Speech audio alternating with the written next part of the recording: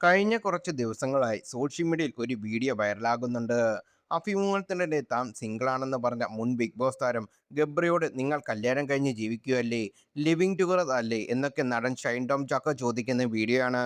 ഞാൻ തെറ്റിദ്ധരിക്കപ്പെടുകയാണോ അതോ ഞാൻ തെറ്റിദ്ധരിച്ചതാണോ എന്ന് അറിയില്ലെന്ന് സിംഗിളാണെന്ന ഗബ്രിയുടെ മറുപടി കേട്ടുകൊണ്ട് ഷൈൻ പറഞ്ഞത്. വീഡിയോ വൈറലായപ്പോൾ ബിഗ് ബോസിൽ വെച്ച് ജാസ്മിനുമായി ഉണ്ടായ ഗബ്രിയുടെ അടുപ്പം വീണ്ടും സോഷ്യൽ മീഡിയയിൽ ചർച്ചയായി മാറി. ഹൗസിൽ വെച്ച് സൗഹൃദത്തിന് അപ്പുറം ഒരു ബന്ധം ഇരുവരും തമ്മിലുള്ളതായി ഹൗസ് മേറ്റ്സും പ്രേക്ഷകർ വരെ സംശയിച്ചിരുന്നു. എന്നാൽ ഷോ കഴിഞ്ഞ് പുറത്തിറങ്ങിയ ശേഷം അങ്ങനെയൊന്നുമല്ലായിരുന്നു എന്ന് ഇരുവരുടെയും മറുപടി. സിംഗിളാണെന്ന് പറയുന്ന ഗബ്രിയുടെ വീഡിയോ വൈറലായപ്പോൾ യൂട്യൂബർ ഷെഫീന ബീവി വീണ്ടും രംഗത്തെത്തുകയും ചെയ്തു. അവൻ ജാസ്മിൻ ഗബ്രി സൗഹൃദത്തെ വിമർശിച്ച് പറഞ്ഞ വാക്കുകളാണ് ശ്രദ്ധ നേടുന്നത്.